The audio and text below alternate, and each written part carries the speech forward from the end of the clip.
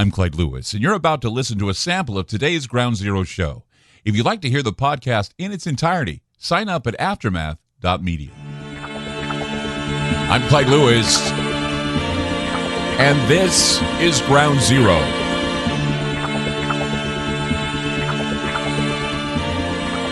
The numbers to call tonight, 503-225-0860. That's 503-225-0860.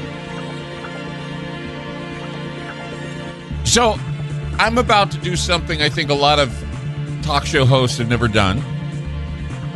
And I do this occasionally because I get a bug and I just think, well, it needs to be talked about. And there are several reasons why I'm talking about this. And I need to tell you right off the bat that this show is going to be PG-13. It's not rated R, but it's certainly PG-13, right? I think that if I was to give it a rating, it'd be PG-13. Because we're going to talk about something that, I don't think a lot of talk show hosts want to open up and talk about because it's very personal. A lot of personal stuff when it comes to sexual activity. Now, I'm not going to talk to you about anyone's sexual activity, but I'm going to talk about something that I think a lot of people don't think about, but I think we should think about it. And I got to tell you why I'm talking about this, because I was reading a story about Elon Musk. And apparently, I guess this Neuralink thing that he's doing, this Neuralink experiment, the transhuman linking up to the computer. Well, apparently with the Neuralink chip, there are a number of scientists and others that say with the chip, you can also affect the pleasure centers of the brain. And what it does is it triggers something in the spine that sends something to the pleasure centers of the brain. And it's kind of a scary thing, because if you can control the pleasure center of the brain, then you can get people to do anything. I mean, especially if it's something that's really euphoric and something amazing. You can get people addicted to having the pleasure centers, or that dopamine squirt, or whatever you want to call it, having the dopamine squirt, the pleasure centers basically, fulfilled. I mean, that's why people do drugs. But if you can do it with a chip, and if somebody else is controlling that pleasure center, then what you're doing is you're giving someone a synthetic orgasm. Seriously, it's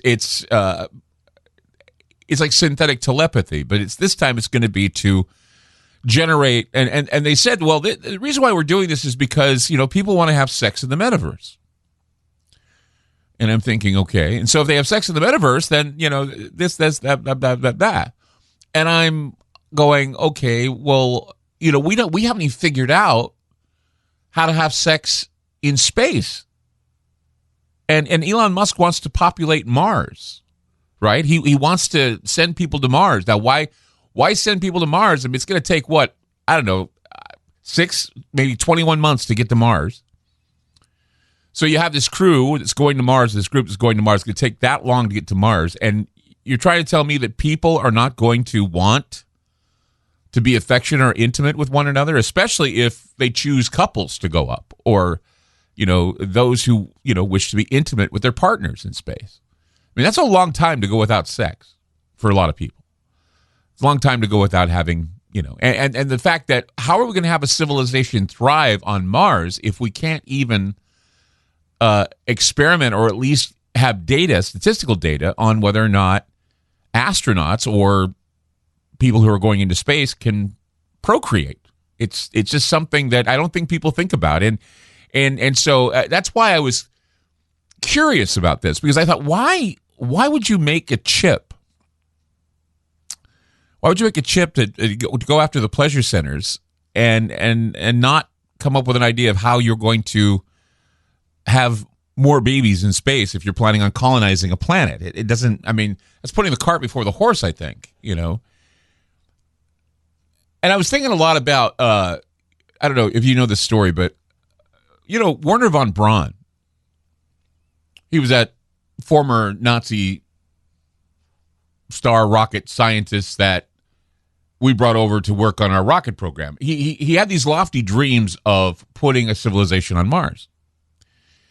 In 1949, von Braun wrote this science fiction book about humanity's first mission to Mars. And von Braun put his considerable technological knowledge to, he put all that into the book. It was called Mars Project. I don't know if you go checked. It's German, Mars Project with a K.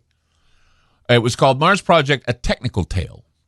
And in his story, he said in the 1980s that there would be 10 large spaceships that would make the journey to Mars, a project which required upwards of 1,000 flights into Earth's orbit in order to build, supply, and fuel these 10 ships. And it's an international cooperative project. Well, by chapter 22 of von Braun's novel about the Mars Project, the human visitors have discovered a peaceful indigenous civilization that lives underground on Mars. In chapter 24, we're given an outline of how Mars is governed by this civilization. And the passage says this. It says, the Martian government was directed by 10 men, the leader of whom was elected by universal suffrage for 5 years and entitled Elon. 2 houses of parliament enacted the laws to be administered by the Elon and his cabinet.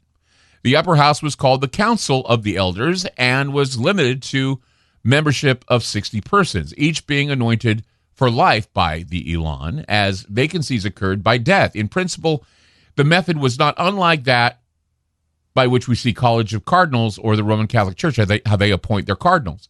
Usually, the Elon chose historians, churchmen, former cabinet members, or successful economic leaders who could offer lifetimes of valuable experience. So, Wernher von Braun wrote this in the 1940s.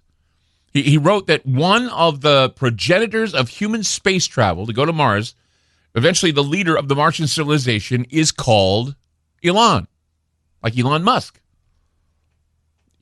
Elon Musk is currently, of course, leading the field of human space travel. And he wants to send a colony, or he wants to colonize Mars. He wants to go to Mars, mission to Mars. So this is von Braun publishing, in the 1940s, his Mars Project, getting all of his calculations together in 1952. And then a lot of these writings of his reached a wide audience in Collier's magazine, a series of books, of course. There was Walt Disney. They did a television show about it. And what is interesting is that von Braun's scenario is still valid today, although nothing is said about how the colonies would be seated on Mars. I mean, we definitely have to have a sexual relationship with male-female in order to have this happen, right? Maybe, maybe not, but we're going to dig into that a little bit about how we're going to colonize Mars if we plan on doing it by the 2030s. 503-225-0860. That's 503-225-0860. I'm Clyde Lewis. You're listening to Ground Zero, and we'll be back.